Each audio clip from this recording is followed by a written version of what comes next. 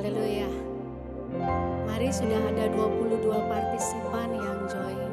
Sama-sama kita kasih tepuk tangan buat Tuhan Yesus. Dimanapun Bapak Ibu berada. Biar kita mempersembahkan ucapan syukur pagi hari ini. Dan ucapan syukur yang memuliakan nama-Nya. Amin. Thank you Jesus. Tuhan, kami sungguh bersyukur Tuhan. Dalam hadirat-Mu kami tahu kami pasti dipuaskan. Amen. Dalam hadirat-Mu kami pasti menemukan jawaban. Terima kasih Yesus, terima kasih. Seperti wanita yang 12 tahun pendarahan. Engkau tahu hatinya, imannya, kesungguhannya. Oleh sebab itu hari itu dia disembuhkan. Hari ini Tuhan ini setiap kami.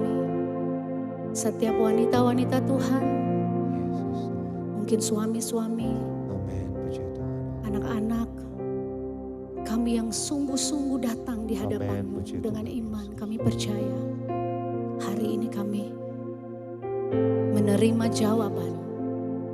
Kami yang sakit pasti disembuhkan. Amen. Sebab hadirat-Mu ada di tengah-tengah kami. Haleluya Yesus. Terima kasih Tuhan, terima kasih kami bersyukur. Kami bersyukur Tuhan.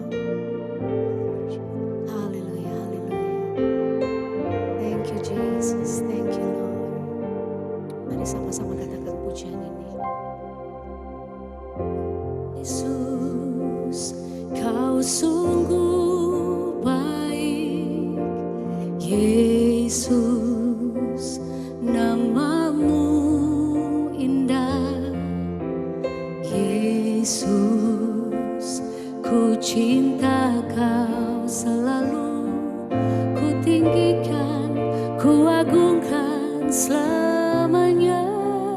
Panggil namanya Yesus. Yesus, Kau sungguh baik. Yesus, nama-Mu indah.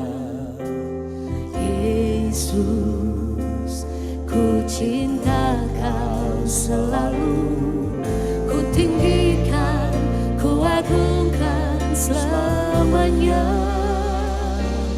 Ku mau memuji-Mu, ku selalu puji-Mu. Ku mau menyembah-Mu, ku selalu sembah-Mu. Kau yang layak terima semua pujian, kemuliaan hanya bagi Tuhan. Haleluya, sama-sama katakan Yesus Kau sungguh baik. Yesus, Kau sungguh baik. Yesus, nama-Mu indah. Yesus, ku cinta Kau selalu, ku tinggikan, ku agungkan selamanya.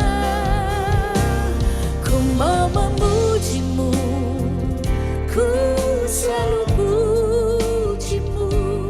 Ku mau menyembah-Mu, ku selalu sembah-Mu. Kau yang layak terima semua pujian, kemuliaan hanya bagi Tuhan. Ku mau memuji-Mu, amin. Ku selalu puji-Mu, ku mau menyembah-Mu, ku selalu sembah-Mu. Kau yang layak terima semua pujian, kemuliaan hanya bagi Tuhan. Katakan semua kemuliaan, amin, dan keagungan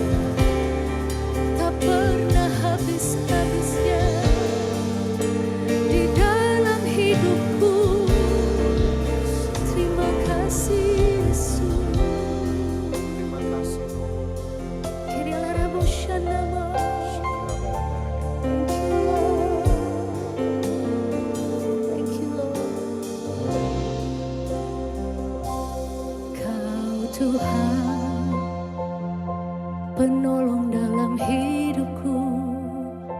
Ku percaya hanya kepadamu. Amin Tuhan. Kau pegang tanganku dan tuntun langkahku. Yesus, kau perlindunganku. Amin. Kau Tuhan, kekuatan dalam hidupku, penolongku dalam kesesakan. Kau gunung batuku dan pertahananku. Yesus, kau kemenanganku. Yesus, padamu ku berseru. Kaulah penyelamatku. Terpujilah Kau Tuhanku. Mulutku memuji nama-Mu sepanjang umur hidupku. Terpujilah Kau Tuhanku di atas segalanya. Amin Tuhan. Mari sama-sama. Kau Tuhan, penolong dalam hidupku. Penolong dalam Hidupku, ku percaya hanya kepadamu. Kau pegang tanganku dan tuntun langkahku. Yesus, kau perlindunganku. Kau Tuhan, kekuatan dalam hidupku, penolongku dalam kesesakan. Kau gunung batuku dan pertahananku. Panggil namanya Yesus. Kau kemenanganku. Yesus, Yesus, padamu ku berseru. Kaulah penyelamatku. Terpujilah Kau Tuhanku. Mulutku memuji nama-Mu sepanjang umur hidupku. Terpujilah Kau Tuhanku. Yesus, Yesus, padamu ku berseru. Kaulah penyelamatku. Terpujilah Kau Tuhanku. Mulutku memuji nama-Mu sepanjang umur hidupku. Terpujilah Kau Tuhanku di atas segalanya.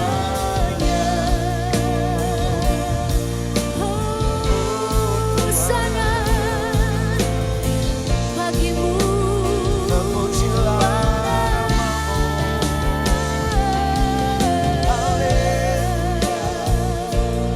Allah yang Yes, Lord. berkuasa, Terus yang bernyanyi bertata. bagimu. Kaulah Hosana kekuatanku, bagimu. Kau bertahan. Nyanyi Hosana bagi Rajaku yang duduk di tahta. Aku muliakan dan ku agungkan. Kau layak disembah. Ku nyanyi Hosana, ku nyanyi Hosana bagi Rajaku yang duduk di tahta. Aku muliakan dan ku agungkan. Kau layak disembah. Ku agungkan, ku agungkan.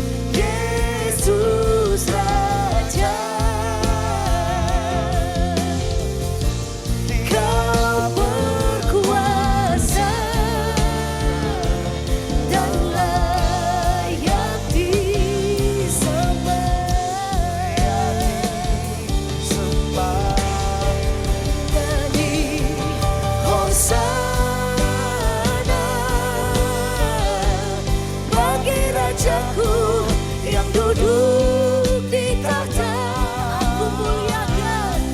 Aku muliakan dan ku agungkan. Kau layak disembah. Sekali lagi dari rumah-rumah angkat suaramu, katakan ku nyanyi Hosana. Hosana bagi rajaku yang duduk di tahta. Yes Lord, aku muliakan dan ku agungkan. Kau layak disembah. Kau layak disembah. Kau layak disembah.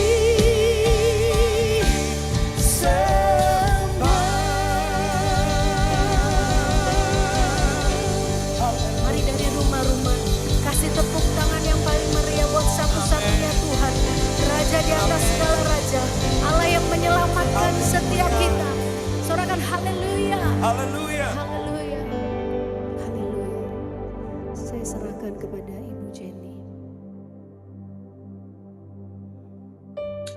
Haleluya Bapak, kami mengucap syukur Tuhan kalau hari ini kembali Tuhan Engkau pilih kami untuk ada di tempat ini Bapak. Satu anugerah, satu kebahagiaan Tuhan, kami boleh bersekutu dengan Engkau Tuhan, menikmati hadirat-Mu Bapak, menikmati puji-pujian dan penyembahan kepadamu Tuhan. Terima kasih Tuhan. Kami percaya Tuhan Allah Roh Kudus sudah hadir di tengah-tengah di tempat kami berada dan akan membimbing, memimpin kami untuk kami boleh menjadi telinga kami boleh mendengar yang baik, mulut kami boleh menyembah, boleh memuliakan nama-Mu.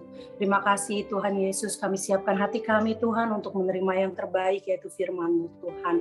Berdoa bagi hamba-Mu Tuhan, Ibu Gina Darmawan Tuhan, biar pengurapan yang berasal daripada-Mu Allah, mengurapi, memenuhi Ibu Gina, sehingga apa yang Engkau mau bagi setiap kami boleh Engkau nyatakan lewat hamba-Mu Tuhan. Pengurapan yang berasal daripada Tuhan, terus menyertai Ibu Gina. Dan kami juga berdoa buat setiap kami di rumah masing-masing, biar hati kami, pikiran kami, semuanya Engkau kuduskan, sehingga kami boleh menerima yang terbaik, yaitu firman-Mu. Jadikan kami alat-Mu Tuhan, di tengah-tengah hidup kami Tuhan. Jadi istri yang baik, jadi ibu yang baik, jadi teman yang baik, jadi anak yang baik, bahkan menjadi berkat bagi orang-orang di sekeliling kami. Kami juga berdoa, biar suami kami boleh menjadi imam yang kudus, anak-anak kami boleh menjadi anak-anak yang takut akan Engkau Tuhan, anak-anak kami boleh mempunyai masa depan yang cerah penuh harapan bersama dengan Engkau Bapa. Dan kami juga berdoa Tuhan bahwa setiap pergumulan, permasalahan, mungkin sakit penyakit, mungkin masalah ekonomi, apapun yang ada di tengah-tengah para wanita-wanita Tuhan di tempat ini, kami menyerahkan setiap mereka ke dalam tangan-Mu Tuhan. Kami percaya pertolongan yang daripada-Mu Tuhan Yesus tepat pada waktunya. Dan setiap masalah, apapun pergumulan kami, Engkau Tuhan jawaban bagi doa-doa kami. Terima kasih Bapa di surga. Kami juga berdoa buat Wadah Women of God, biar Engkau pakai lebih lagi Tuhan, hamba-Mu, Bapak Timothy juga Ibu Evelyn, boleh menjadi berkat terus bagi setiap kami. Terima kasih Bapak, kami siap menerima yang terbaik, yaitu firman-Mu Tuhan.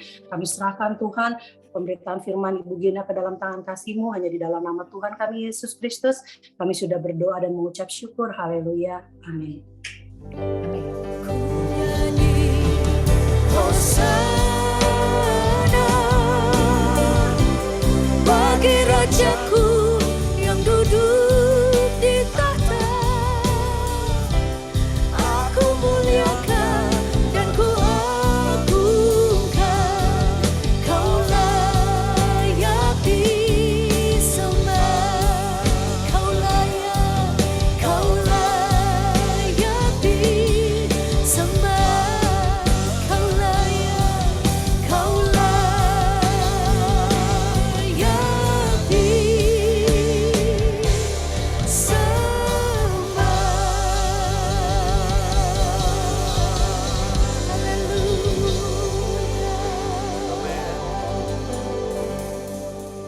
serahkan kepada Ibu Evelyn. Shalom ibu-ibu semua, selamat bergabung dalam ibadah Women of Love siang hari ini. Kita bersyukur kita akan dilayani oleh Ibu Gina Darmawan. Shalom Ibu Gina. Shalom Ibu Evelyn. Senang sekali Ibu Gina boleh hadir di tengah-tengah kita. Saya kenal dengan Ibu Gina karena sudah beberapa kali sempat mengikuti pelatihan yang diberikan oleh Ibu Gina dan sangat luar biasa diberkati. Terima kasih Ibu Gina. Saya mau sedikit memperkenalkan kepada ibu kita semua. Ibu Gina adalah seorang ibu dari 2 orang anak dan tentunya adalah istri dari seorang suami bernama Bapak Franz, dan bersama dengan Bapak Franz, Ibu Gina memimpin sebuah perusahaan yang dinamakan Sola Associates dan Ibu Gina adalah presiden director dari PT Sola Associate. Dan PT Sola Associate ini adalah perusahaan yang bergerak dalam bidang pelatihan ya Bu ya, memberikan pelatihan dalam bidang kepemimpinan dan juga komunikasi yang sudah sangat banyak memberkati institusi-institusi baik dalam dan luar negeri, juga dalam sekuler maupun dalam rohani.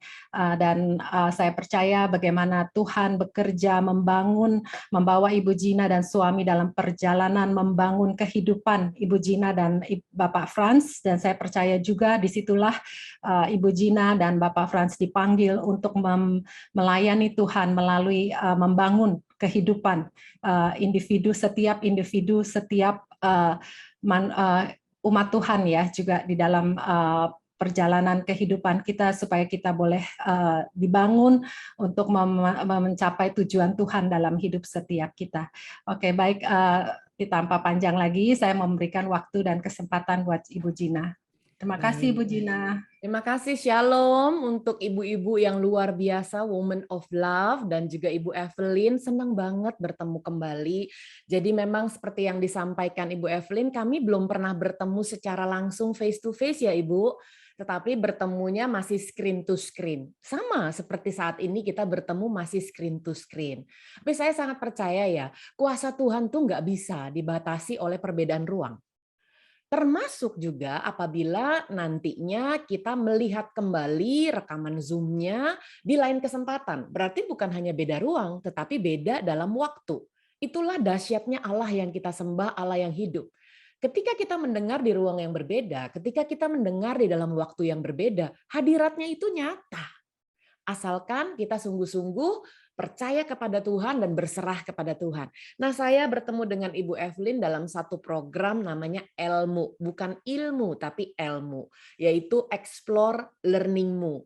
Jadi Ibu Evelyn ini dipanggilnya kalau di dalam program Elmu itu bukan Ibu Evelyn, dipanggilnya ilmuwan gitu ya, karena orang yang senang sekali belajar.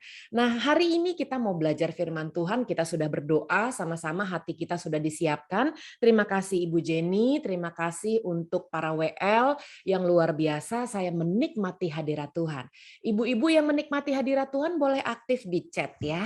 Yang menikmati hadirat Tuhan luar biasa, tolong diketik 1. Jadi saya tahu bahwa ibu-ibu bersama-sama dengan saya sudah sangat menikmati hadirat Tuhan. Luar biasa, amin. Artinya tanah hati kita sudah gembur. Nah, kita mau sekarang mengaktifasikan Roh Kudus yang tinggal di dalam hati kita supaya jalan hidup kita sesuai dengan rencana Allah. Nah, oleh sebab itu kita sama-sama mau kembali bersyukur. Saya tuh selalu senang sekali sih kalau diberikan kesempatan bicaranya bukan secara umum di gereja, bukan secara umum di persekutuan doa, tapi ya jujur dari hati yang paling dalam, paling senang kalau disuruh bicara itu di dalam komunitas wanita. Sama dalam hal ini spesifik Women of Love. Tahu nggak ibu-ibu kenapa? Karena wanita tuh punya kelebihan yang luar biasa. Yang Tuhan sudah investasikan. Yang tidak dimiliki oleh pria. Mohon maaf, di sini ada pria tadi lagi ya. Satu ya.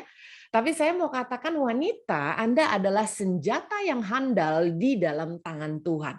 Kelebihan yang diinvestasikan Tuhan yang pertama adalah wanita itu sanggup untuk mengerjakan lebih dari satu hal di dalam satu waktu. Betul atau tidak? Kalau betul, ngangguk-ngangguk aja jadi kelihatan. Saya lihat di second screen saya kelihatan ya. Jadi wanita itu bisa masak sambil telepon, sambil WA. karena handphonenya biasanya lebih dari satu gitu ya. Terus kemudian memikirkan kembali apa yang harus dilakukan di malam hari. Wanita tuh begitu luar biasa. Jadi artinya wanita itu kapasitasnya besar. Nah, oleh sebab itu, wanita investasi pertama adalah kemampuan mengerjakan lebih dari satu hal, kapasitasnya besar. Tapi dengar dengan baik. Resikonya adalah seringkali wanita tidak fokus. Makanya kalau ada judul berjalan dalam rencana Tuhan, karena dia bisa merencanakan banyak hal dalam satu waktu, ngerinya adalah selip antara apa yang dia mau melampaui apa yang Tuhan mau. Makanya kita perlu belajar sebagai wanita. Yang kedua adalah wanita tuh punya kelebihan empatinya luar biasa, betul? Wanita tuh kalau menangis nggak dibilang cengeng. Tapi kalau pria menangis pasti dibilang ini, jangan nangis dong, lu kayak perempuan aja, gitu ya. Nah, ketahuilah bahwa orang yang menangis itu bukan orang yang lemah, tetapi orang yang udah kelamaan kuat. Karena Anda udah kelamaan kuat, udah nggak tahan lagi, keluarlah air mata. Setelah Anda dan saya nangis sebagai wanita, hapus air mata, percaya sama saya, jauh lebih kuat dari sebelumnya. Makanya wanita tuh empatinya luar biasa. Buktinya apalagi Gina? Wanita tuh kalau kirim message bisa kirim yang tanda peluk, ya, bisa kirim emoticon yang hati, gitu ya. Bisa kasih yang kiss. Antar teman sesama wanita nggak apa-apa. Coba kalau antar teman pria. Jadi aneh ya. Wanita tuh kalau ke toilet bisa gandeng-gandengan loh ibu-ibu. Nggak apa-apa saya gandengan sama teman saya untuk ke toilet bersama. Coba kalau kita perhatikan, ada nggak bapak-bapak yang ke toilet bersama bergandengan? Jadi ngeri ya, perlu didoakan kalau begitu ya. Nah oleh sebab itu yang dimiliki oleh wanita itu tidak dimiliki oleh pria di beberapa hal. Yang ketiga adalah wanita tuh luar biasa mampu berkata-kata. Makanya tadi diperkenalkan Ibu Evelyn, saya masuk di dunia training. Karena kuotanya biar keluar nanti kalau ngomong gitu ya. Karena wanita kalau kuotanya pembicaraannya tidak keluar, nanti badannya meriang kan gitu ya. Dan wanita itu kuotanya 25.000 sampai 27.000 kata per hari, di mana pria antara 7.000 sampai dengan 10.000. Rata-rata tidak bermaksud melabel, tapi ada research-nya. Berarti kurang lebih wanita sanggup berkata-kata 3 kali lipat. Maka dia akan menjadi pendoa syafaat yang handal dan menjadi penggosip juga yang berbahaya. Hidup adalah pilihan. Makanya bagaimana supaya hidup kita berjalan di dalam rencana Tuhan. Artinya apa sih? Artinya kita perlu tahu dalam kehidupan kita di area mana yang paling utama, yang harus menjadi titik berat kita untuk berbenah diri. Buat saya, wanita itu kalau nangis ya, meletakkan tangan di mulutnya, betul? Gitu ya, kalau nangis ya. Sedangkan pria meletakkan tangan di matanya, kalau menangis. Seolah-olah menandakan disitulah letak kelemahannya. Betul? Jadi kalau mulai nanti setelah ibadah ini Anda melihat suami Anda menangis menutup di mulut, Anda bilang begini, bro, salah bro, tutupnya di mata gitu ya. Nah, sekarang kita tahu PR besar buat wanita adalah, makanya wanita harus minum jamu. PR besar buat wanita adalah menjaga mulutnya. Ibu-ibu yang terkasih, woman of love, mulut ini berkuasa. Apa yang kita katakan terjadi. Kalau yang kita katakan adalah kutuk, itu berbahaya. Dari sumber yang sama kita bisa memuji Tuhan, firman Tuhan katakan, tapi dari sumber yang sama kita bisa mengutuki orang. Bukan begitu hidup kekristenan. Makanya harus jaga mulut. Itu ditulis di dalam Mazmur 141 ayat ketiga sebagai doanya Daud. Dikatakan demikian, awasilah mulutku ya Tuhan, berjagalah pada pintu bibirku. Kenapa bibir harus dipakein pintu, harus dijaga? Karena di dalamnya ada sesuatu yang luar biasa tidak bertulang. Pernah dengar? Memang lidah tidak bertulang. Apa sih artinya memang lidah tidak bertulang? Omongannya suka nggak bisa dipegang. Makanya kekristenan yang sesungguhnya itu bukan dari seberapa banyak dia memuji Tuhan. Tapi seberapa banyak ketika dia memuji Tuhan, dia melakukannya. Seberapa banyak Anda memperkatakan firman dan melakukannya. Kalau tidak, lidah itu memang betul-betul tidak bertulang. Kita berani memperkatakan firman, berarti kita berani untuk melakukannya. Amin. Nah, oleh sebab itu harus dikasih pintu di bibirnya. Kalau di gambar ini nggak pakai pintu ya, pakai plakban. Oke? Harus dijaga. Artinya begini, kalau yang keluar dari mulut ini adalah harus kebenaran. Titik. Itu sifatnya mutlak. Kalau dia bukan kebenaran, jangan dikeluarkan dulu sebelum Anda uji coba. Makanya Indonesia ini menjadi pengguna hoax yang cukup besar loh. Karena sebelum diuji sudah dikeluarkan, jadinya viral. Nah, oleh sebab itu kita mau belajar yang paling fundamental, paling esensi, paling basic dulu dalam berjalan di rencana Allah, yaitu bahwa kita harus menguasai lidah kita. Kita baca dengan keras sekalipun Anda mute ya. Karena waktu Anda baca firman dengan keras, telinga Anda mendengar. Ini lagi kita praktekkan langsung yang keluar dari mulut. Telinga Anda mendengar, iman Anda bertumbuh. 3, 2, 1. Hidup dan mati dikuasai lidah. Siapa suka menggemakannya akan memakan buahnya. Saya percaya orang kalau makan buah, saya doyan buah sih. Paling sebel kalau luarnya tuh cakep, luar biasa itu. Anak saya sekolah di Belanda, kalau kita beli mangga di Belanda itu mahalnya luar biasa. Karena memang bukan negara tropis ya. Jadi mangga-mangga di Eropa itu ya aduh cantiknya luar biasa kayak hiasan bentuknya. Besar, warnanya sempurna. Tapi begitu dimakan jauh dari harum manis dia rasanya. Kadang-kadang nggak begitu enak buat kita yang sudah terbiasa makan mangga dengan nikmatnya di Indonesia. Jangan sampai tampilan kita sebagai hamba-hamba Tuhan, anak-anak Tuhan, luar biasa. Begitu dirasakan buahnya nggak terlalu enak tuh. Nggak sama rasa buahnya dengan penampilannya. Nah, dalam hidup kita, ini fundamental. Berjalan dalam rencana Tuhan. Bukan kita tidak tahu rencana Tuhan. Saya percaya di sini ibu-ibu yang sudah menamakan dirinya masuk dalam komunitas Women of Love, sudah pasti tahu firman Tuhan. Bukan baru pertama kali dengar firman Tuhan. Tapi yang menjadi titik utama kita hari ini adalah apakah buah kita manis dirasakan oleh orang lain. Jangan sampai rencananya yang begitu luar biasa tidak bisa digenapi hanya karena kita tidak bisa menguasai lidah kita yang tidak bertulang.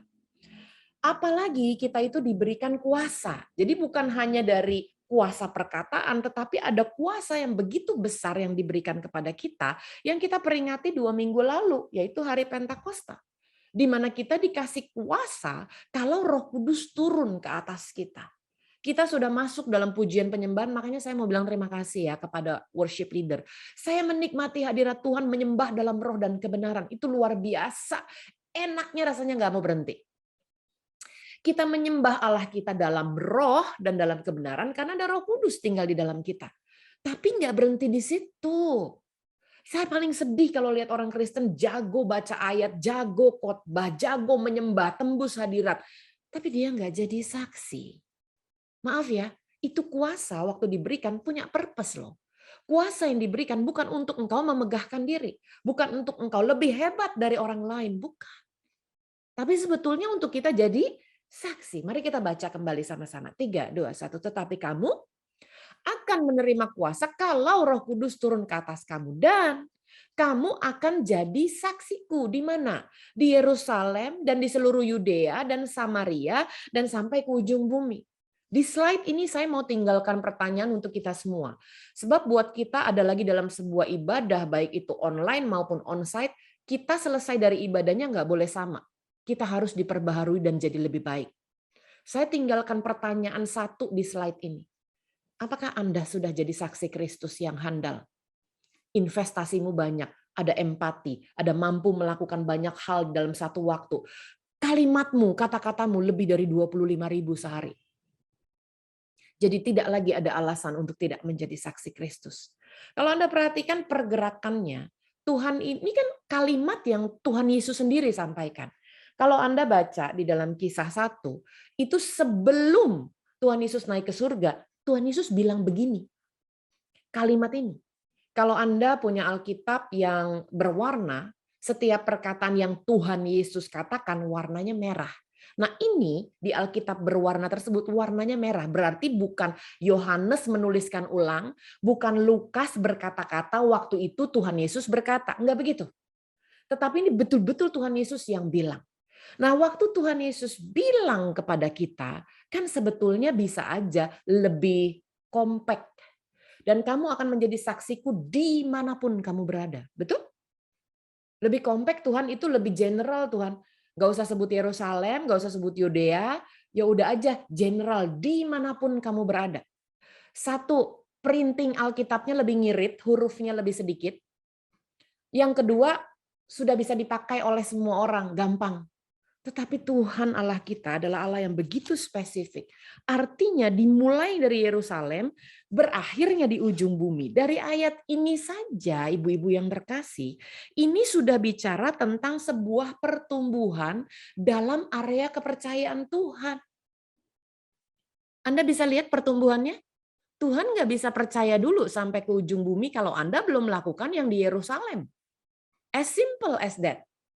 Lalu kemudian yang kedua, Tuhan sedang mengajak kita keluar dari zona nyaman. Tuhan sedang mengajak kita keluar dari zona yang paling dekat dengan kehidupan kita, menuju kepada zona yang paling jauh dari hidup kita. Anda tidak bisa jadi saksi yang handal, yang luar biasa di luar sana, kalau di dalam aja belum bisa jadi saksi. Betul? Nah, oleh sebab itu sadarilah bahwa Tuhan maunya berjalan dalam rencana Tuhan adalah belajar keluar dari zona nyaman kita. Kalau kita sering-sering angkat tangan dan katakan, Tuhan rancanganmu terjadilah dalam hidupku, tapi kita orang yang play safe, maunya cari aman, jadi susah untuk rencana Tuhan terjadi dalam kehidupan kita. Bukan karena Tuhan kehilangan kuasanya, tapi karena kita yang tidak mau bergerak keluar. Makanya tadi saya katakan kita itu partnernya Tuhan, ibu-ibu yang terkasih. Kita itu sudah diinvest sama Tuhan di awal pernyataan saya begitu banyak. Saya ada di dunia training dan mengajar di beberapa financial institution yang namanya investasi harus ada investasi balik. Return of investment, ROI. Nggak ada tuh. Dalam dunia bisnis orang mau invest, lalu kemudian udah nggak apa-apa kok, nggak berkembang juga nggak apa-apa. Itu namanya donasi. Tapi kalau investment, begitu dia taruh uangnya, harapannya cuma satu sih. Itu uang bisa beranak. Betul? Nah kalau kita melihat investasi Tuhan, Tuhan pun punya satu keinginan dan kerinduan Anda lebih baik lagi. Karena dia sayang sama kita semua. Amin. Nah oleh sebab itu kita lihat esensi dari pertumbuhan dalam perjalanan iman kita. Saya percaya Anda bukan baru jadi orang Kristen hari ini. Anda baru dibaptis 2 detik yang lalu, bukan. Anda dan saya sudah kenal Yesus cukup lama. Entah 20 tahun, entah 35 tahun, entah 5 tahun, entah 1 tahun, tapi itu sudah lebih dari 1 hari. Amin. Pertanyaan saya, bagaimana pertumbuhan dalam perjalanan iman kita? Sebab segala sesuatu yang bertumbuh itu pasti berubah. Dan perubahan adalah tanda kehidupan. Kalau Anda bertumbuh, saya jamin ada perubahan dalam kehidupan Anda. Dan kalau Anda berubah, itu tandanya Anda benar-benar hidup. Are you alive or just breathing? Anda benar-benar hidup apa cuma napas doang? Itu yang menentukan kualitas kita sebagai anak Tuhan. Makanya ada satu quote, kata bijak berkata, hanya setelah Anda melangkah keluar dari zona nyaman Anda, baru hidupnya di sana. Selama ini cuma breathing, selama ini cuma napas saja, tarik keluar, hidupnya di situ aja. Kenyataan bahwa engkau benar-benar hidup ketika kita melangkah keluar dari zona nyaman, baru mulai berubah. Kalau enggak kan enggak ada perubahan ya. Nah, pada saat kita baru berubah, di situ Tuhan berikan pertumbuhan. Ketika kita bertumbuh dalam proses Tuhan, barulah kita mengerti rencana Tuhan dan mengalami transformasi. Orang yang mengalami transformasi itu bukan seperti orang ganti baju dan membalikan telapak tangan. Orang yang mengalami transformasi adalah yang sudah ngerti rencana Tuhan dalam hidupnya dan menjalankannya. Berapa banyak dari kita hidup bernapas tapi nggak tahu rencana Tuhan apa sih sebetulnya dalam hidup saya. Hidup tuh mengalir aja, jalanin aja mengalir. Dan hanya ikan mati yang ikut arus. Betul?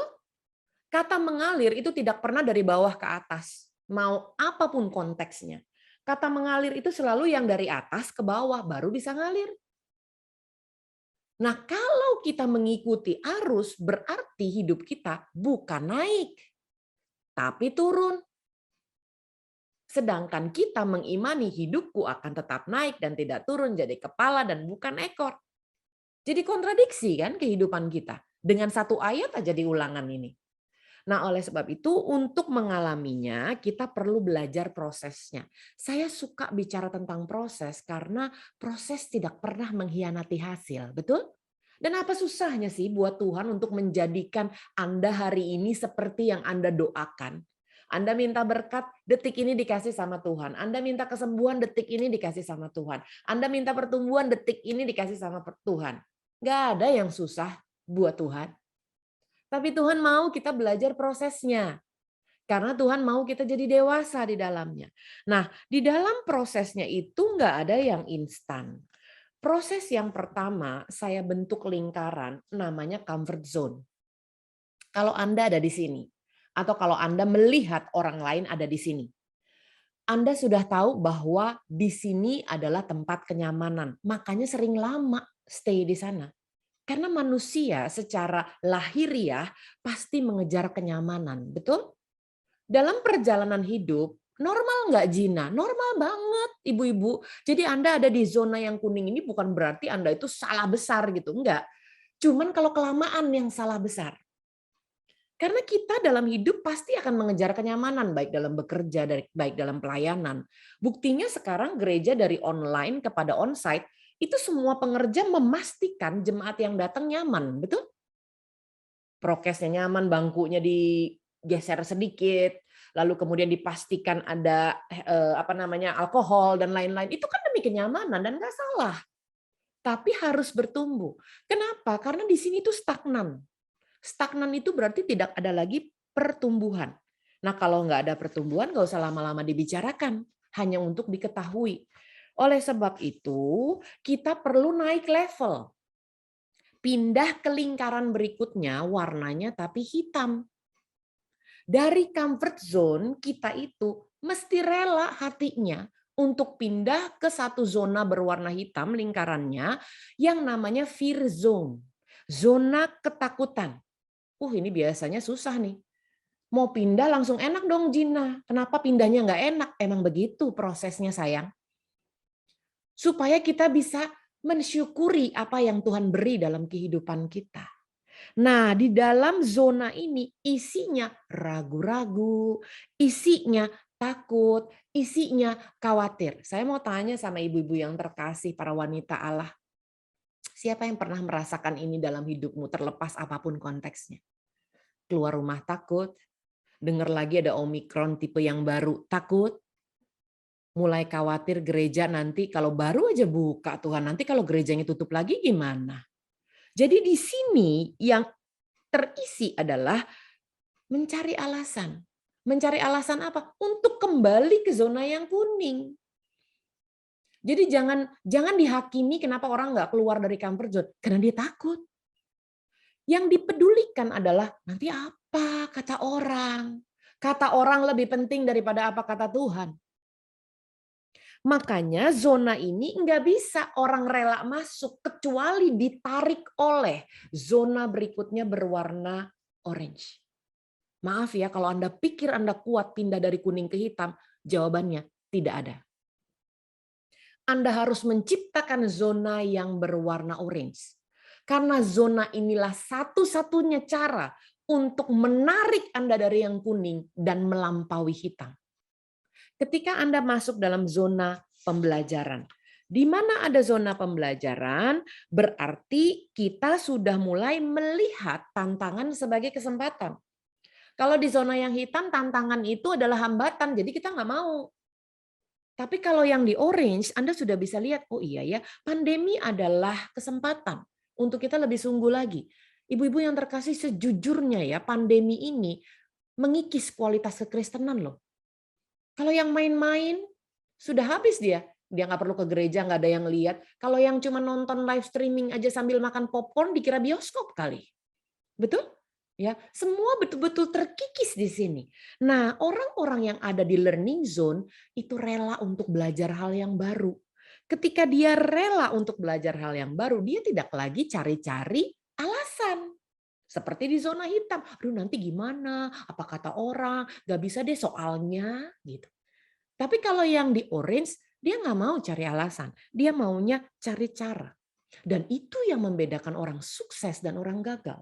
Orang sukses adalah orang yang kelebihan satu cara. Satu aja, nggak usah banyak-banyak. Orang gagal adalah orang yang kelebihan satu alasan. Satu aja, jangan banyak-banyak. Tapi satu alasan sudah cukup membuatmu stagnan di comfort zone. Nah, apakah kita akan berhenti di sini? Enggak. Begitu Anda belajar hal yang baru, pasti Anda belajar hal yang baru untuk sebuah pertumbuhan.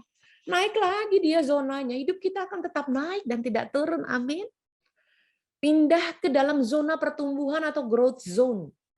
Growth zone adalah zona di mana Anda sudah menemukan visi hidup. Anda hidup bukan lagi untuk diri Anda, bukan lagi untuk bisnis Anda, bukan lagi untuk keluarga Anda. Anda hidup untuk Tuhan.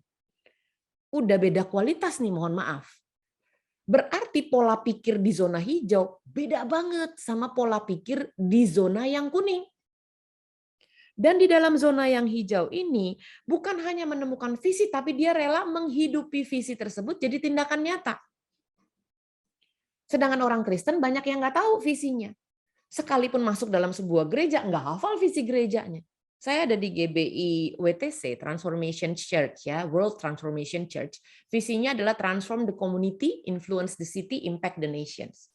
Saya nggak mau tanya visi gereja Anda apa. Tapi saya percaya Anda pasti hafal by heart. Maaf ya, kalau nggak hafal by heart, I don't really believe that you do it.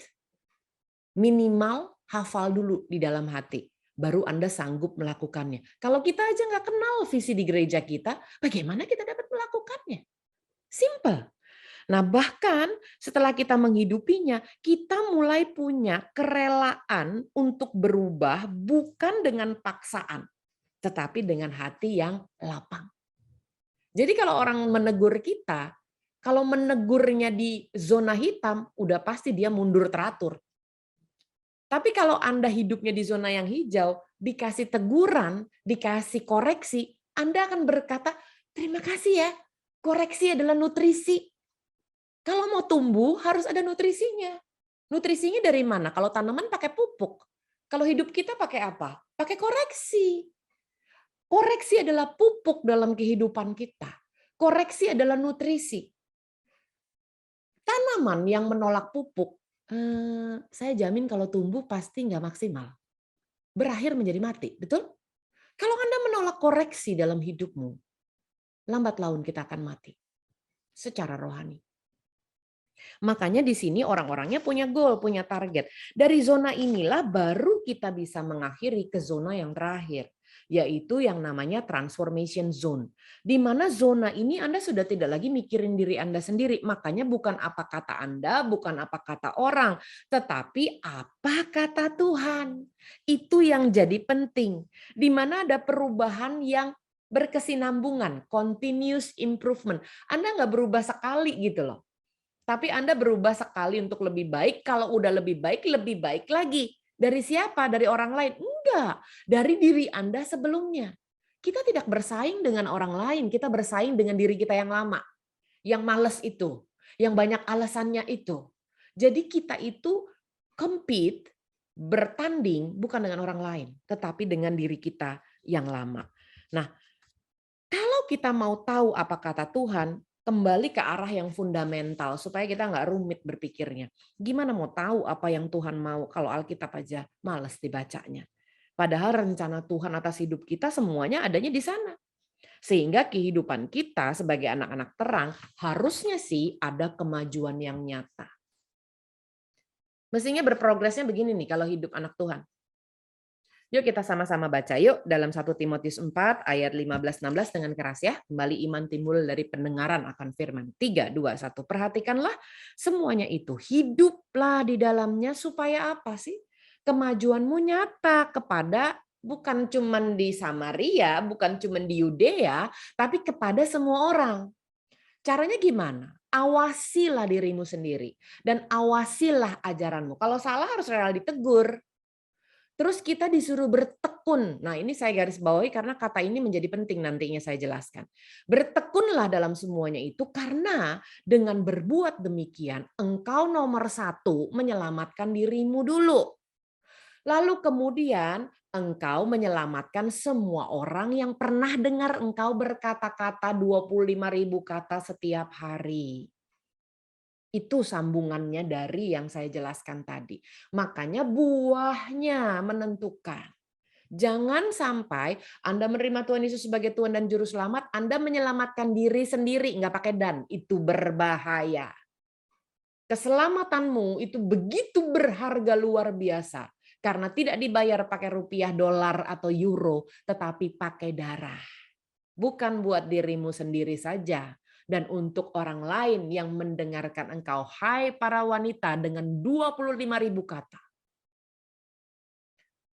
Paham bahwa kita itu adalah wanita-wanita yang kuat, partnernya Allah. Sebab dalam hidup adalah sebuah perjalanan dan pertandingan. Antara pertumbuhan dua hal. Yang mestinya sih minimal selaras. Antara usia jasmani dengan kedewasaan rohani. Dalam kita meresponi tantangan pergantian musim di setiap fase kehidupan. Kita lagi ganti musim terus ini. Sudah 2,5 tahun lebih ganti musim terus, betul? Belum dinobatkan menjadi endemi sih. Di Indonesia masih pandemi as per today. Pak Luhut bilang bahwa semoga menjadi sebuah hadiah kemerdekaan dapat diumumkan bahwa di Indonesia bukan lagi pandemi tapi endemi gitu ya, berita kemarin yang terakhir. Nah, usia jasmani itu bicara tentang sistem imun kita. Itu sih di dalam kedaulatan tangan Tuhan ya. Artinya kita cuma bisa jaga diri, minum vitamin, tapi usia kita memang kedaulatan Tuhan. Tapi kalau kita bicara tentang hal rohani, itu sistemnya iman, bukan sistem imun. Nah, ujian-ujian yang terjadi dalam kehidupan kita itu adanya di sistem iman, bukan di imun. Tapi kalau orang sakit gimana, Gina? Ya, waktu dia sakit, melalui kesakitannya itu, apakah dia masih punya iman kepada Tuhan? Jadi yang diuji itu adalah iman, bukan imun. Kenapa? Karena terkadang hidup kita tuh harus diguncang seutuhnya. Harus diubahkan, harus ditata ulang. Dan dipindahkan kembali ke tempat yang seharusnya kita ada di sana. Yaitu trusting the Lord, 100%. Karena hidup orang percaya bukan karena melihat, tetapi karena percaya akan firman-Nya. Amin. Aduh, Anda kalau melihat pandemi, Anda akan kecewa. Tapi kalau Anda lihat janji Tuhan di tengah pandemi, Anda akan bergairah luar biasa. Kalau saja Maria melihat keadaannya yang belum nikah, perawan, masa disuruh hamil sih? Dia nggak akan menggenapi panggilannya, betul? Kalau saja Abraham melihat keadaan Sarah yang sudah berumur 99 tahun, kata Tuhan nanti kau diberikan anak. Dari sang wanita 99 tahun, nggak masuk di akal Tuhan. Tapi memang kadang-kadang kalau ikut Tuhan nggak perlu masuk akal, yang penting masuk hati. Makanya Roh Kudus tinggalnya di hati. Nah, oleh sebab itu, jagalah hatimu dengan segala kewaspadaan, sebab dari situlah terpancar kehidupan. Amin. Ya. Kalau saja Ayub melihat keadaannya, Ayub tuh kan kulitnya yang gatel nggak bisa digaruk pakai kuku, ibu-ibu. Dia garuknya pakai beling supaya lebih terasa. Istrinya meninggalkan dia, anaknya mati. Bisnisnya jatuh, dikucilkan di dunia sosial karena badannya rusak. Seperti orang kena tulah katanya. Kalau saja Ayub melihat keadaannya, dia tidak disebut hambaku yang setia. Itu cuma dapat tuh predikatnya tuh Ayub. Kalau saja Abraham tidak taat membawa Ishak untuk dikorbankan, lihat keadaan, mungkin Abraham ngomong gini kali ya, Tuhan, Katanya mau dikasih keturunan sebanyak bintang di langit. Aku punya satu aja mesti dikorbanin Tuhan. Gimana mau sebanyak bintang? Itu mungkin kalau Abrahamnya punya pola pikir seperti saya ya. Tapi Abraham itu disebut bapak orang percaya. Kenapa? Percayanya penuh sama Tuhan, dibawa Ishak. Anda bawa nggak kalau itu ada di posisi Anda?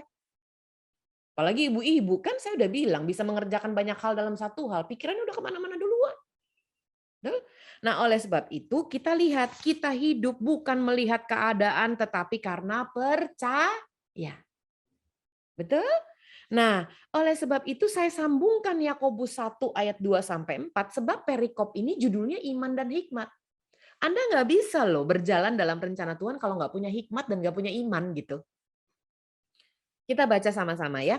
Saudara-saudaraku, anggaplah sebagai suatu kebahagiaan apabila kamu jatuh ke dalam berbagai-bagai pencobaan. Ini rada sulit ini. Ini keluar dari comfort zone. Masa bahagia itu karena dikasih pencobaan? Bahagia itu kalau dikasih hadiah, betul? Sebab kamu tahu bahwa ujian terhadap imanmu itu, nah ini kata kunci yang perlu digarisbawahi. Ketekunan itu nggak jadi begitu aja jatuh dari langit, ibu-ibu. Ketekunan itu dasarnya adalah ujian. Makanya saya kasih nomor 1 sampai nomor 5 di bawah yang berhubungan dengan 5 zona yang tadi kita sudah pelajari. Dan biarlah ketekunan itu memperoleh buah yang matang. Buah yang keluar dari mulut manis luar biasa. Buah itu matang. Supaya apa? Kamu menjadi sempurna dan utuh.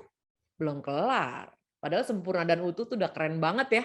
Ditambahin loh. Dan tidak kekurangan suatu apapun juga. Jadi cara melihatnya gini. Kursor saya bergerak ya. Anda harus keluar dari comfort zone dengan cara masuk dalam ujian. Yang diuji bukan imunmu, yang diuji adalah imanmu. Enak nggak? Nggak enak, sama sekali. Timbul apa? Timbullah zona ketakutan. Orang tuh kalau diuji, aduh Tuhan, udah begitu duluan, udah aduh duluan depannya. Tetapi hanya lewat masuk dalam fear zone itulah bisa menghasilkan ketekunan, kata kuncinya. Nah, orang yang tekun dengar dengan baik baru bisa belajar. Namanya orang yang tekun belajar. Orang yang tekun belajar, percayalah dia akan memperoleh buah yang matang. Masuk ya, sampai sini ya. Saya nggak terlalu cepat, saya berharap ya. Setelah dia memperoleh buah yang matang, itulah arti sesungguhnya dari pertumbuhan. Maaf, kehidupan orang Kristen tidak boleh hanya berakar, lalu kemudian berhenti di bertumbuh, tetapi harus ditutup dengan berbuah. Itu namanya sempurna dan utuh. Kalau Anda belum berbuah, Anda baru bertumbuh aja, bagus, tapi belum sempurna. Juga belum utuh. Nah, pada saat Anda dikatakan sempurna dan utuh, udah nggak ada lagi keinginan diri, udah nggak apa kata orang lagi, udah nggak apa kata saya lagi, tetapi apa kata Tuhan. Di situ Anda masuk dalam zona transformasi. Anda nggak akan merasa kekurangan apapun juga di sana. Jadi kalau lihat ayat Yakobus 1 ayat 2-4 ini, mungkin kita lihatnya kalau baca begitu aja kayaknya gampang ya. Padahal ada zona-zona yang Anda harus masuki di sana. Makanya saya kasih tips saja dalam kehidupan supaya gampang. Nanti saya akan berikan ini slide-nya ke panitia ya dan juga ke Ibu Evelyn. Jadi Anda bisa baca lagi kalau sampai ketinggalan nyatetnya. Oke. Ini tipsnya 3P. Jalani progres, cintai proses, dan jauhi protes. Karena kita masih dalam suasana pandemi, ditambahin juga taati prokes. Gitu ya. Jadi kes semuanya. Kenapa? Karena Kolose 3 ayat 10 bilang begini. Dan telah mengenakan manusia baru kan kita kan? Telah mengenakan berarti bukan baru mengenakan. Bukan juga belum, telah. Yang udah jadi manusia baru aja masih terus-menerus diperbaharui loh. Kita hidupnya nggak stagnan. Jangan berpikir Anda terima Tuhan Yesus sebagai Tuhan dan Juru Selamat, Anda tetap di comfort zone. No. Tuhan mau Anda terus-menerus diperbaharui untuk memperoleh pengetahuan yang benar, yang utuh, yang sempurna, yang tidak kekurangan suatu apapun. Menurut gambar Khaliknya.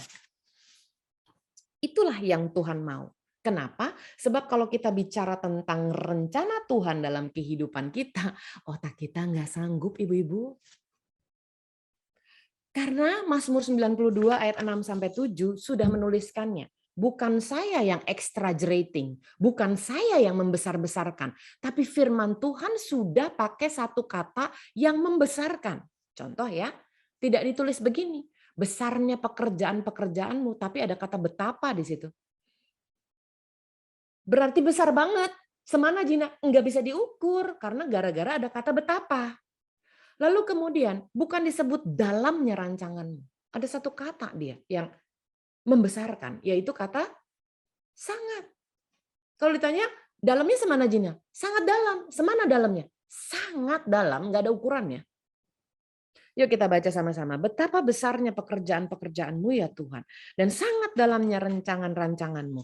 Nah kasihan nih, orang bodoh tidak akan mengetahui. Dan orang bebal tidak akan mengerti hal itu. Kita itu bukan orang bodoh. Kita orang yang berpengalaman pindah dari comfort zone kepada transformation zone. Anda sudah tidak bodoh lagi. Anda sudah tidak bebal lagi. Karena Anda sudah mengerti isi hati Tuhan. Nah, ruginya dari orang bodoh dan orang bebal adalah mereka tidak ngerti akan hal itu. Mereka nggak tahu akan hal itu. They are just breathing, not alive. Kita bukan cuma napas. Kita itu hidup dalam kehendak Tuhan. Amin.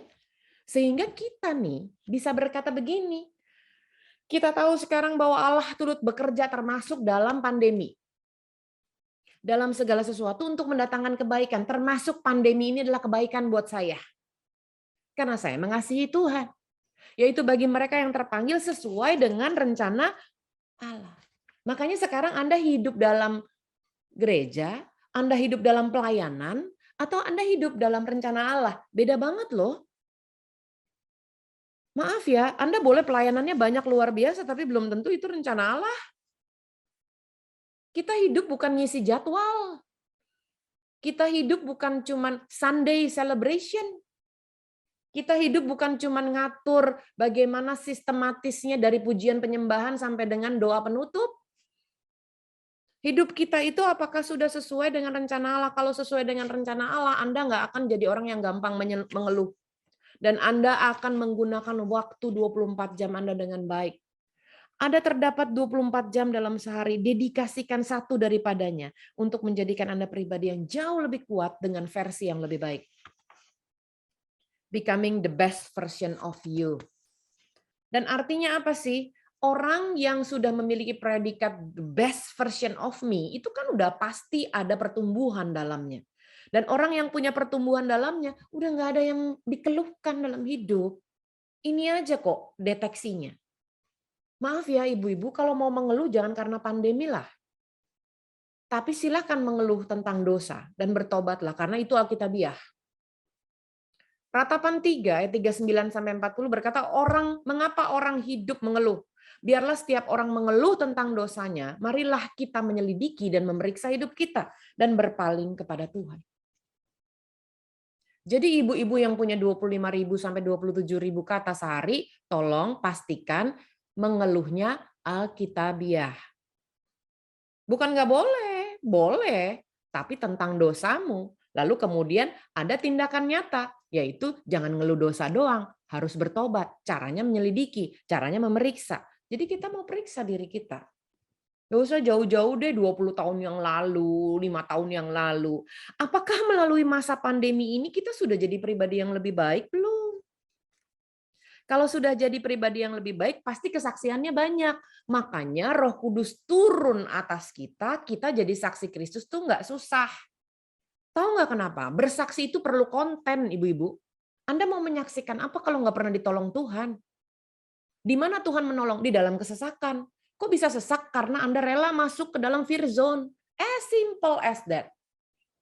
Tapi kalau Anda maunya di comfort zone terus, Anda nggak akan pernah merasa ditolong Tuhan, nggak pernah merasa dibela Tuhan, nggak pernah merasa diangkat Tuhan. Kenapa? Orang Anda nggak perlu diangkat, Anda nggak perlu dibela, Anda nggak perlu ditolong, Anda nggak bergerak di comfort zone, buat apa ditolong di sana? 3 hal ini menentukan. Selama pandemi, bahkan sebelumnya deh, kalau mau ditarik lebih panjang lagi ya, Apakah Anda sering mengalami hal ini? Coba dari 3 ini saya mau minta tolong aktif deh di chat room.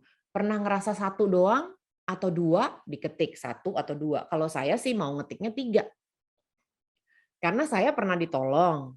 Saya juga pernah diangkat. Maksudnya gini, orang lain yang lebih baik tuh ada, tapi Tuhan mau pakai saya, berarti kan saya diangkat sama Tuhan.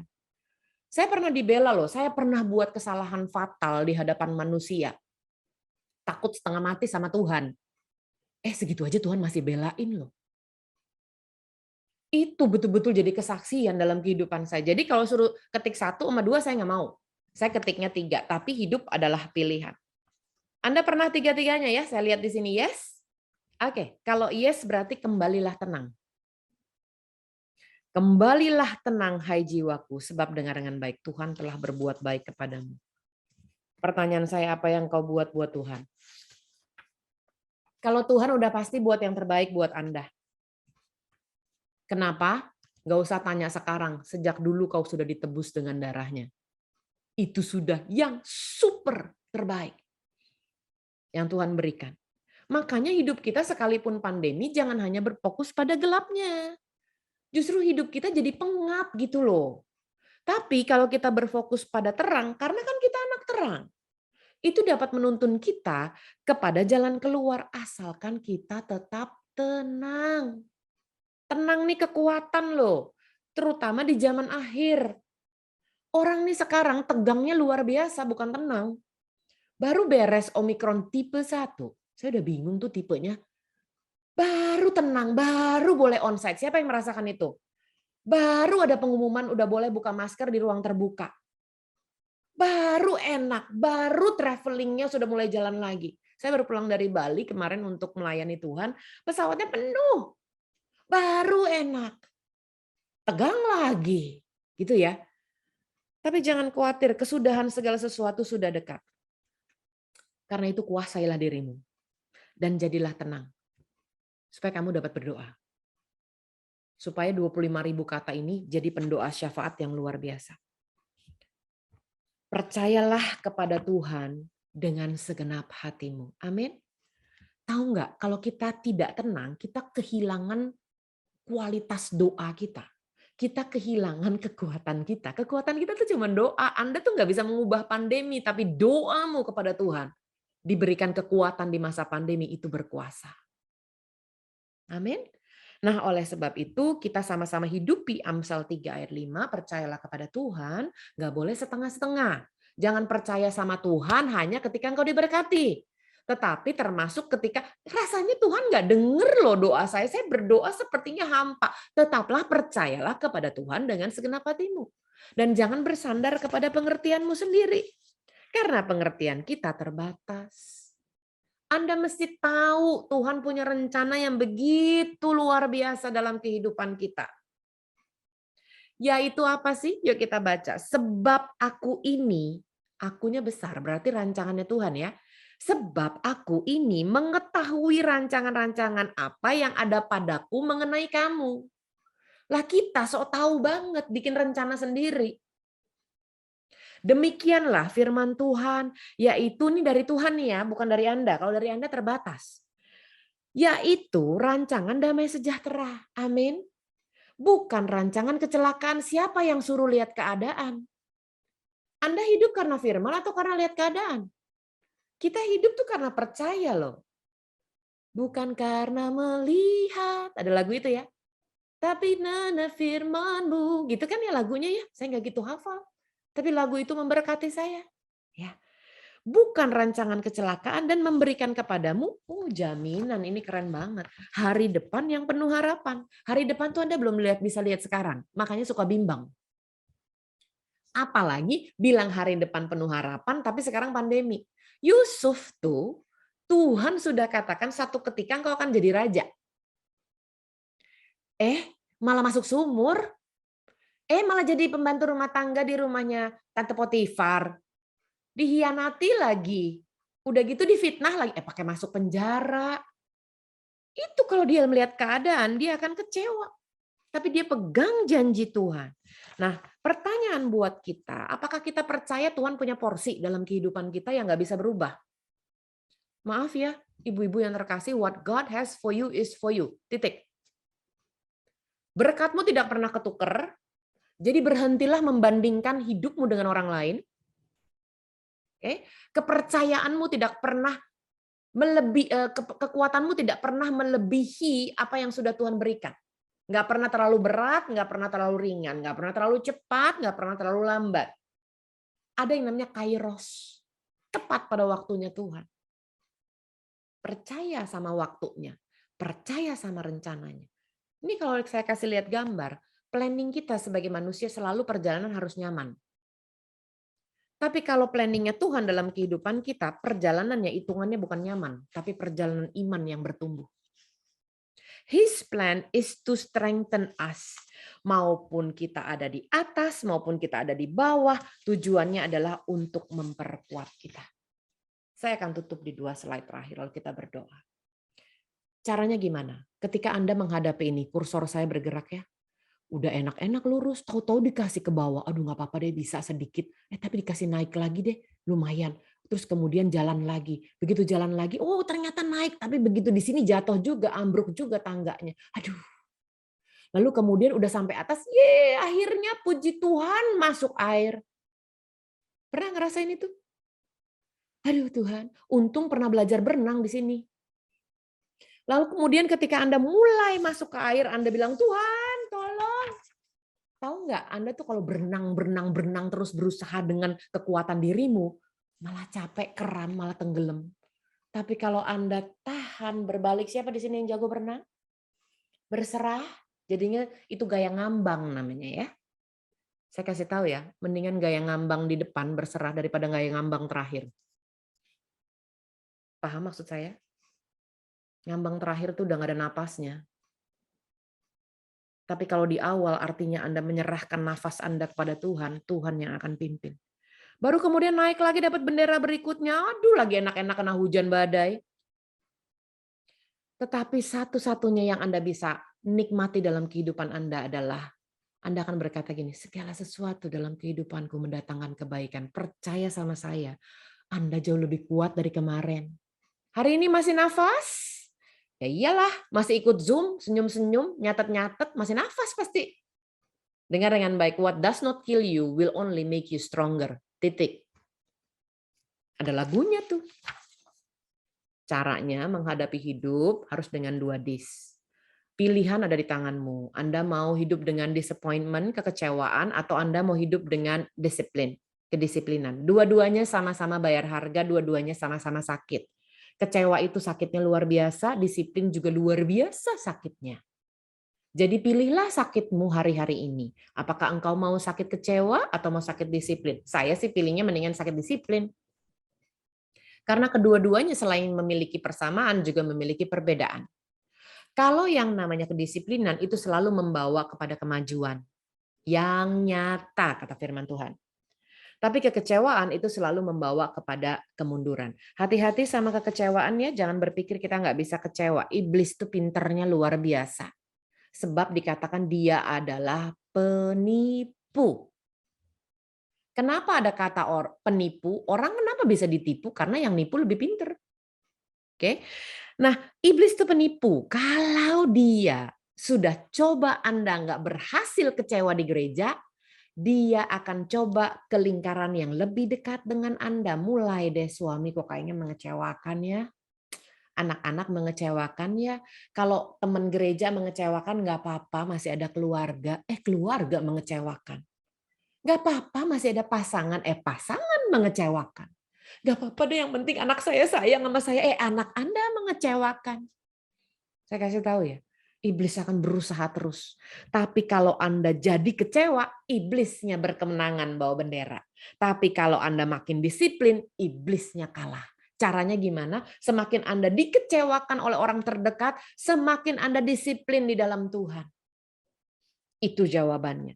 Sebab firman Tuhan di dalam 2 Timotius 1 ayat yang ke-7. Bahasa Inggrisnya itu ada kata disiplin. Di Indonesia kan jadi ketertiban. Jadi saya baca bahasa Inggrisnya aja ya.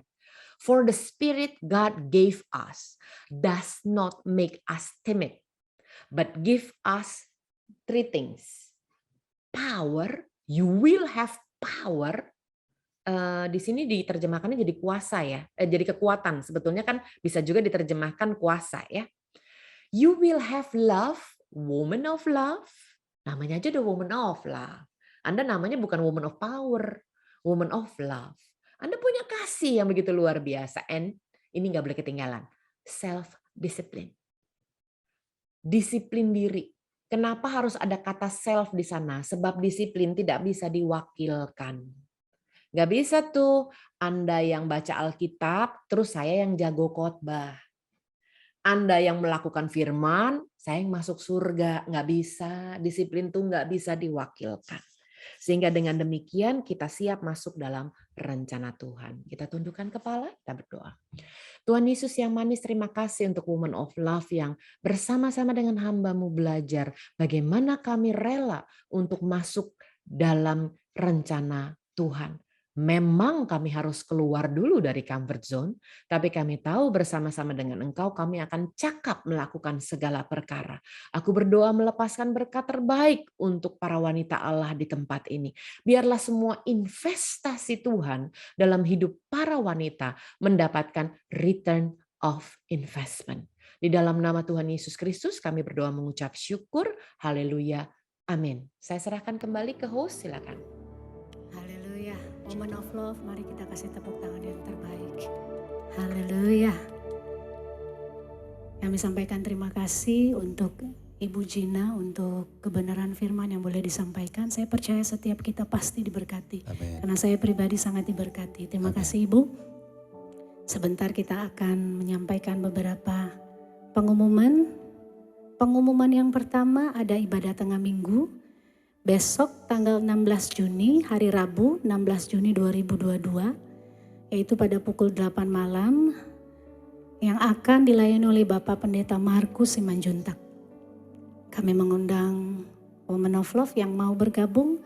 Besok ada ibadah tengah minggu jam 20 yang akan dilayani oleh Bapak Pendeta Markus Simanjuntak. Kemudian ada Sunday Service, yaitu hari Minggu tanggal 19 Juni, yang akan dilayani oleh Pastor Iliana Widodo secara live streaming jam 10, dan yang mau hadir ibadah onsite tidak perlu booking seat lagi. Kemudian ada ibadah minggu depan, ada ibadah Woman of Love tanggal 21 Juni hari Selasa. Kita akan dilayani oleh PDM Stefanus Yordan, yaitu Zoom jam 11 pagi. Demikian pengumuman yang kami boleh sampaikan.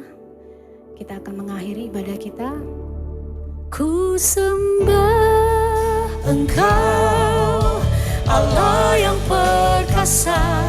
Ku sanjung tinggi nama-Mu di hidupku, Tuhan, tiada yang lain. Hanya Kau satu di hatiku. Oh, ku sembah Engkau, Allah yang perkasa. Ku sanjung tinggi nama-Mu di hidupku, Tuhan, tiada yang lain. Hanya Kau satu di hatiku, Tuhan, Tuhan, tiada yang lain. Hanya Kau satu di hatiku, Tuhan, tiada yang lain. Hanya Kau satu di hatiku. Haleluya. Kami mengucapkan terima kasih banyak buat Ibu Gina Darmawan, buat pelayanan yang luar biasa, untuk waktunya juga, dan juga untuk pesan firman Tuhan yang sangat memberkati kami di Woman of Love. Tuhan Yesus menyertai pelayanan Ibu Gina bersama Bapak Frans, suami dan anak-anak, diberkati, disertai Tuhan, dibuat berhasil selalu. Amin. Nah, Nah, para wanita Tuhan, mari kita angkat dua tangan kita untuk menerima berkat dari Tuhan. Terimalah berkat, kasih yang berlimpah-limpah dari Allah Bapa, di dalam anak yang tunggal Tuhan Yesus Kristus, serta bersama dengan Roh Kudus menyertai kita semua, mulai saat ini sampai Tuhan Yesus menjemput kita semua dan permai bahkan untuk selamanya. Mari semua wanita Tuhan yang percaya, yang diberkati dan yang terutama yang dikasih Tuhan, katakan amin. Tuhan Yesus menyertai, sampai ketemu di ibadah kita selanjutnya.